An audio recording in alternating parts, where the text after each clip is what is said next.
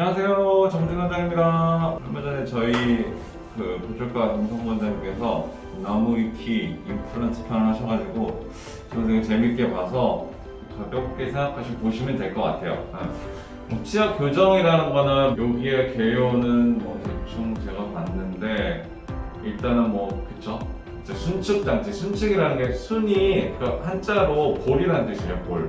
바깥에 붙이는 게 우리가 통상 말하는 얘가 제일 클래식한 형태니까 얘가 이제 순측 장치라고 그러고, 그 다음에 안쪽으로 붙이는 설립을 혀잖아요. 설측 장치가 있다고 그러고, 투명 교정, 제가 많이 하는 인비저라인이라는 게 있다고 그러는데, 여기서 재밌는 거는 나무위키에 돈 얘기가 진짜 많이 있어요. 알아서 판단하시고 보셔야 될 것 같아요. 사실이 아닌 부분도 있고 조금 비싸게 책정된 부분도 있고, 제 생각에는 약간 미국 가격을 써놨네요. 여기다가 한국 가격이 아니고 한국은 쌉니다. 한국 치과 치료가 진짜 싸요. 치료 소요 시간 18개월에서 36개월 보통. 그렇죠. 36개월 너무 긴 것 같아요. 36개월은 아니고 제가 생각하기에 오히려 12개월에서 2년 반이거든요. 30개월? 그러니까 6개월 정도 줄이는 게 좋을 것 같아요.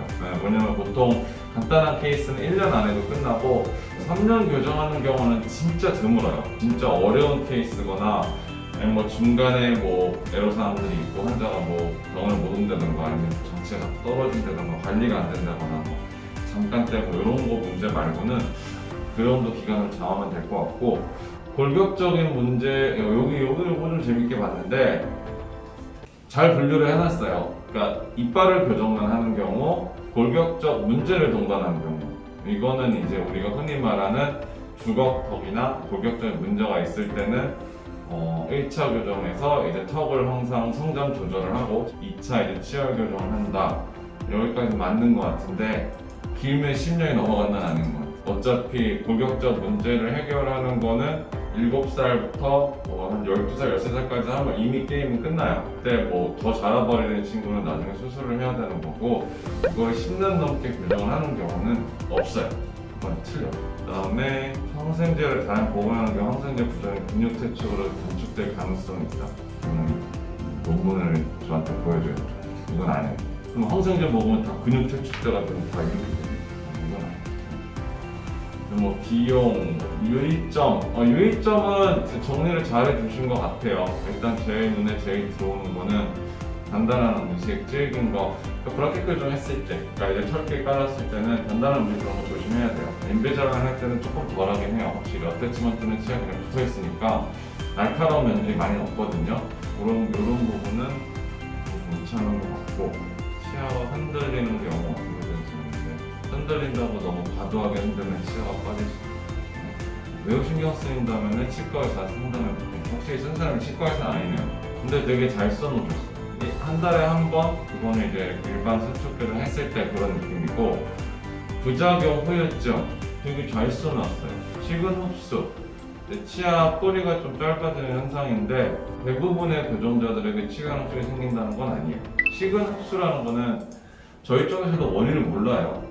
이걸 맨날 연구하고 뭐 나왔다 하는데 이거는 아직 증명이 안 됐어요. 물론 뭐 세게 하고 오래 하고 멀리 가고 발치 교정했을 때 조금 더 많이 나타나고 뭐 뾰족한 치아 이런 두리뭉실한 개념은 저희도 있지만, 이 사람은 딱 교정하기 전에 치아가 흡수될 수 있다 이런 걸 몰라요. 그 다음에 식은 흡수가 너무 심할 경우 치아가 흔들리거나 탈락할 수 있다. 이것도 아닌 것 같아요. 식은 흡수가 되면은 되게 신기한 거는 정말 저 치아 어떻게 붙어있지? 머리가 이만한데 뿌리가 이만큼밖에 없는 치아들도 뼈에 다 붙어있어요.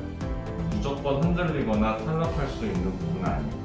실금 같은 게 발견하고 있어요. 크레이브나이드라고. 그거는 교정기로 붙였다 뗐다 하는 과정 중에 생길 수 있는데 이것도 되게 옛날 얘기인 것 같아요. 옛날에는 저희가 보통 장치가 있고 치아가 있잖아요. 여기다가 이제 본드 같은 걸 붙인단 말이에요.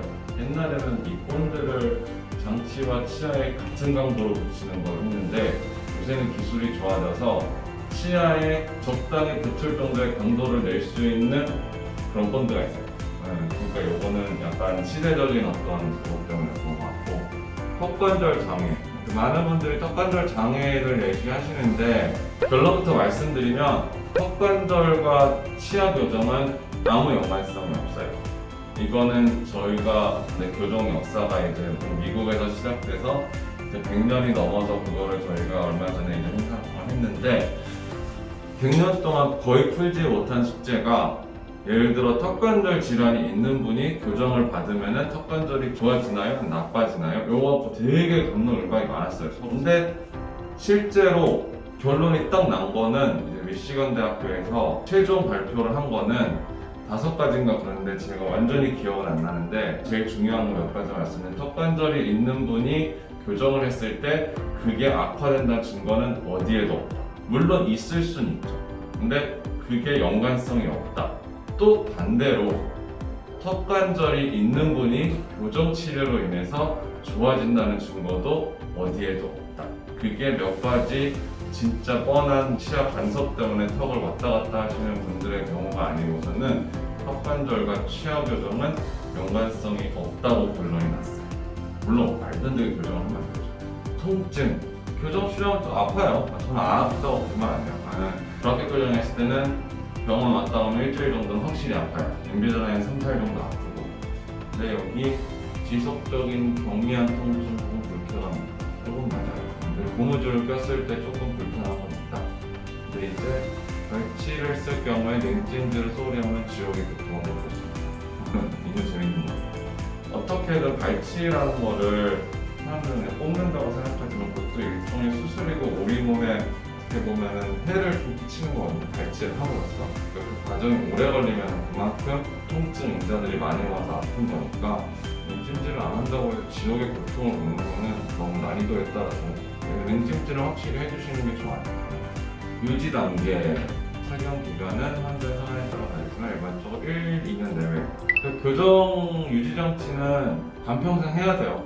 이거는 1, 2년 한다고 해서 될 문제는 아니고 안으로 붙이는 건 계속 붙이고 있는 게 좋고요. 그래야 재발률이 확 떨어지고 왜냐면 딱 묶어주니까. 그 다음에 여기서 말하는 1, 2년은 이제 가철축을 말하는 것 같아요. 교정 유지 장치도 2가지잖아요. 붙어있는 게 있고 뺐다 뺐다 할 수 있는 게 있고 붙어있는 거는 그냥 계속 붙여도 있어야 되고 뺐다 뺐다 하는 거는 한 1년 정도는 열심히 하고 저 같은 경우는 나머지는 이제 저녁에만 끼시라고 안내를 드려요.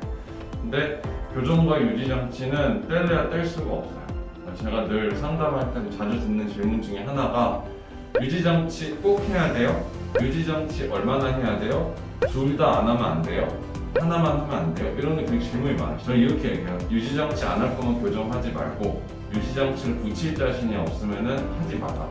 아까 얘기했죠. 뭐 12개월에서 30개월 정도 열심히 교정했잖아요. 유지장치 안 하면 그 시간 완전 낭비되는 시간이에요. 평생 한다고 생각하면 마음 편해요. 언젠가 의사가 오케이 하면 그때 떼요. 그때는 의사 책임이니까 마음대로 떼고 그 전까지는 떼면 안 돼요. 치아 교정은 성형인가? 이거 재밌는 것 같아요. 성형이 될 수 있죠. 덧니가 아닌 이상 뭐 돌출입 같은 거 넣고 미세하게나마 뭐 보톡도 붙일 수 있고 외모나 이런 게 많이 변하니까 일종의 성형이죠. 이게 재밌네. 덕을 본 연예인 이런 거 어떻게 생각했을까? 김혜수, 김태희, 김연아 맞아요. 어릴 때 성인이 다시 교정해야 한다. 그렇진 않아요. 어릴 때 한다고 성인이 다시 교정해야 되는 건 아니에요. 이것도 다 유지장치랑 그런 비슷한 맥락이에요. 재밌는 게 미국 교정 시장의 큰 이유가 뭐냐면 중학교 때, 초등학교 때 교정을 해요. 그러면은 중학교 때까지 미국 애들은 말 잘 듣거든요.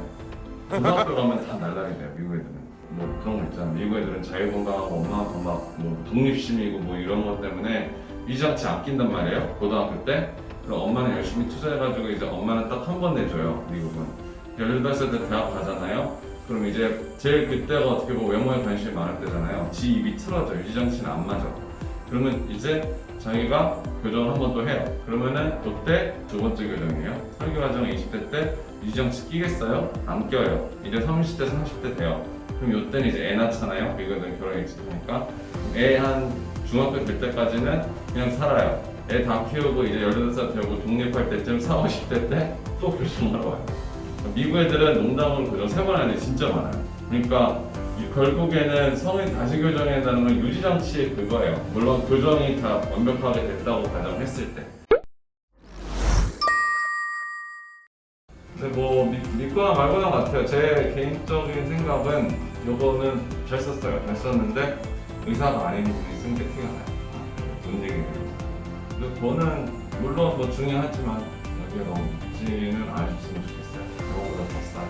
시야 고정 나무는 이 정도로 하겠습니다. 지나가는 걸로 한번 재밌게 그냥 제가 한번 봐드린 거니까 재밌게 봐주셨으면 좋겠어요. 감사합니다.